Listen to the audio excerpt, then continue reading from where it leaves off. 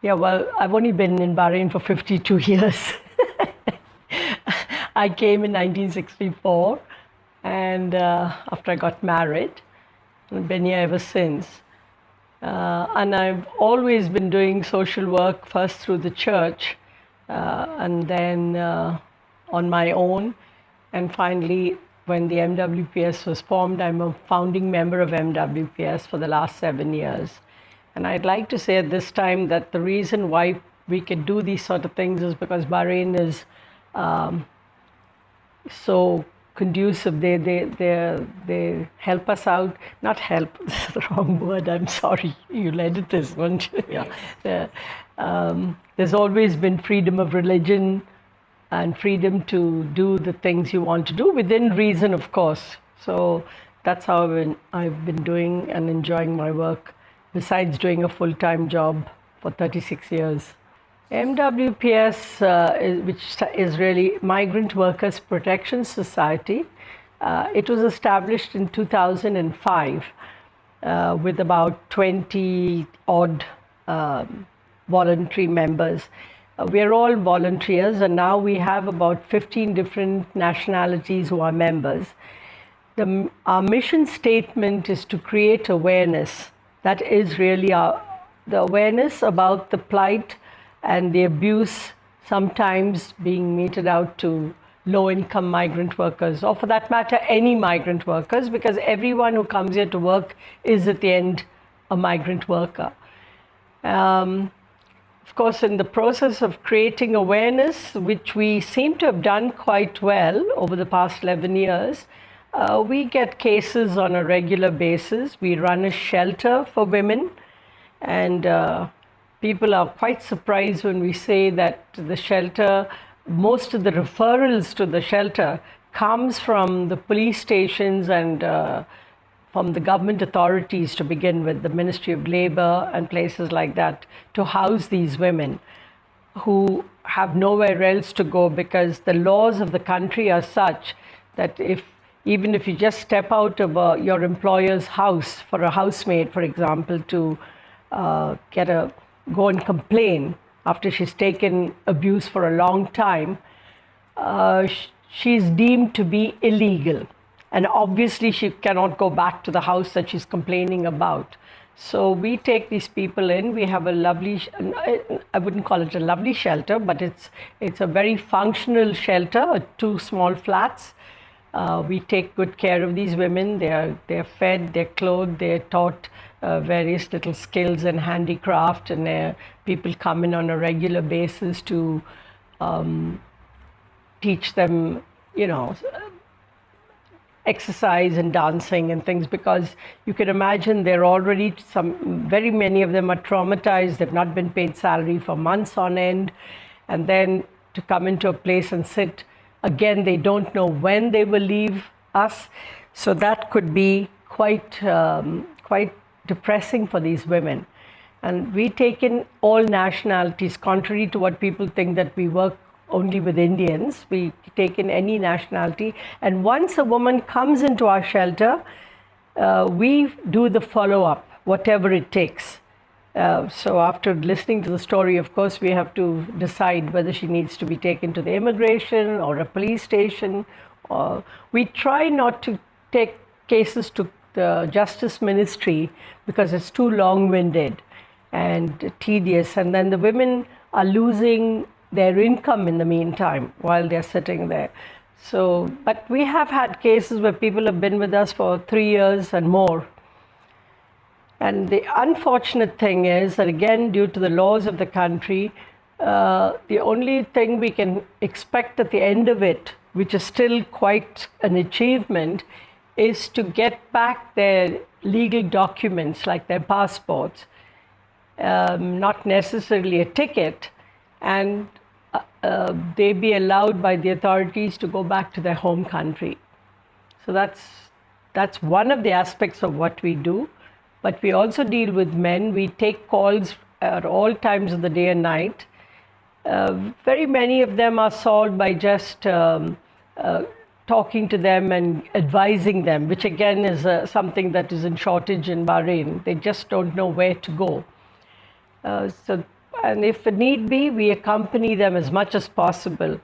And I, being a founding senior member, the one thing I keep saying over and over again, we're not so short of funding, though we are self-funding, and so we have to raise our own funds as human resources. It's for very many reasons. Obviously, most expatriate couples are working, so they cannot give up their time when we need them most to follow up cases during working hours. But all that said and done, we have achieved a lot within these few years. We are very well recognized by the government, starting with the royal family. The Crown Prince is one of our very great, what can I say? Well, I could almost call him a friend, because he has great trust and encourages us in the way we do what we do for the migrant workers here. And we have very good networking and a lot of encouragement from the authorities. So that is something that needs to be told over and over again. We are called very often to give recommendations before certain laws are changed. One thing that people should not misinterpret is that we are not a charity organization. It comes in with the work we do, but primarily we are not a charity organization. But the main thing we do, again, and this is a huge service for migrant workers, is when there's a big fire that takes place, for example, and there are so many of them. The minute we hear about it, our volunteers are there on the scene instantly. We give out emergency packs to start off with, arrange for immediate food, and then we stay with the men who have been affected, whether they have to go to the hospital or they need some of little financial assistance and things like that, to right to the end till they relocate to new accommodation. And we give them, then gradually give them utensils and bedding. But at this point, I'd like to say that after years and years of recommending that a shelter for men is opened, the government of Bahrain under the LMRA has finally opened a 100-bed shelter for men in Sela, which is, again, the government has to be commended on this, because the first thing is that to allow an NGO like us to operate here, we are fully registered with the government of Bahrain, is saying something a lot about the country.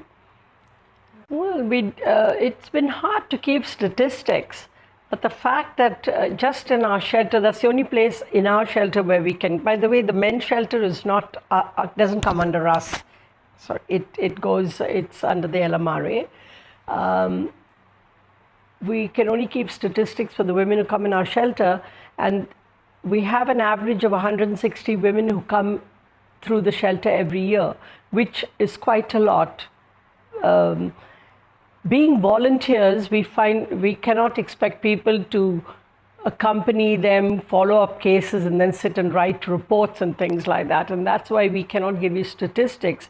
But we know that is the biggest achievement. And the second achievement in my book, being a senior member, is that gradually more and more schools and universities and now companies, because of the CSR ethic that's come in, are beginning to ask us to come and give presentations, and they're actually interacting with migrant workers. We insist that if they're going to donate anything, that they physically come themselves. So these are all really achievements when there was none just 11 years ago in this field. We don't take credit for any of these things, though we should, because we're constantly giving recommendations to whoever and anywhere who listen. But one thing, in 2012, they included domestic employees and staff, and by that, a lot of people don't understand. When you say domestic, only housemaids come to mind, but that's not true. Under domestic employees come gardeners, drivers, and cooks, caregivers in the house. So they've included them in the labor law. Of course, not totally, but that doesn't matter. It'll probably come soon. It's a start. And a lot of things in regard to migrant workers in this part of the world usually starts with the government of Bahrain, which again we know, but we wouldn't take total credit, but we have been very instrumental in whispering into the right ears, because obviously at the end of the day, ours is the only society that works directly with migrant worker issues, both ways. And another important thing I'd like to say here is that when we talk of creating awareness, both for the migrant workers and the general public at large, for the workers, it's not only their rights. We are very keen, we promote their responsibilities as well, because like any other job and any walk of life, you have both responsibilities and rights. You just can't demand, jump up and down and come out. And that has been working. And the concern of us is that sending countries are not taking as much responsibility as they should in sending people, their citizens out to work. And that is why a lot of people suffer, really. The thing here is we don't go out to look for problems or cases, obviously. They come to us. And this is a question that I get a lot asked, is how do they come to know you? Well, over the 11 years, we must have been doing something right that people know our numbers. The bulk of the people, they are more vulnerable, are the low-income workers. But we have had from CEOs also call us up, which is, we don't think of it. We give it to the best of our ability. We help them out. Anyone who's welcome to call us, we will not say, no, you're not of that category or anything to need help. And we go about it. The only thing is we don't give financial help because I said we're not a charity organization. But the thing is, we've had from all walks of life. We don't get into domestic violence and all because that is not our mandate, and it is better we stay out of that. We are apolitical, never get into politics. So I think all these things have helped us to stay afloat and keep going. Wonderful. And we have a wonderful team of members that in their own way are forging ahead, and that's how it should be. And a lot of young people are now taking a great interest. I've never set any goals. Things just seem to come. And I don't think I'm the right person to do that, because at my age, by the way, I'm 72 years old, I don't know whether on a personal note, I'd like to leave a legacy for the MWPS to move and take it forward. And for that, I will give all the help that anybody wants within the membership, to go. But how it will develop in 5 years, I don't think I'm the right person to ask at this point in time. But I'm sure it will go, provided, this is a kind of work that needs a lot of commitment and dedication. It's not just, and these days it's very fashionable. The word human rights is a very fashionable term to use. But I can tell you from years and years of experience, it's a hard talk to walk, And so if you haven't got, and you have to have a calling for this. And also, there may be a lot of people out there who can do it, but are limited because of time and commitments to their children or their jobs. And, every expatriate. And by the way, I need to say now that we don't limit our membership to expatriates, because this is another myth going around. But we have a lot of Bahrainis, actual Arab Bahrainis on our team doing a great job. We have now reached 75, from 24 members to 75. I think that's I'm very proud of that. And I've been the chairperson now. This is my third term. So that is a good sign, I think. My honest message would say, try to work closer to your families, and but if that's not possible, because they suffer a lot. Any one of us suffers when they are without your family. Obviously, they are just as human as we are. But when they come here, they're put in a very sad situation. So I would say try to find out as much as you can, because more and more migrant workers have access to technology these days, if not them, their families. And if your government is not helping you, then you should make some effort. For example, a simple thing for people like us, these people are so vulnerable, they don't even have a copy of their passport, some of them. And that's not necessary in this day and age. They don't have if only they had the number of the passport, we can trace and do a lot of work, because that is enough to find out who the sponsor is, and they just come and stand there. And we keep telling my message, personal message is, stand up. If you really tell the truth, first of all, be honest, but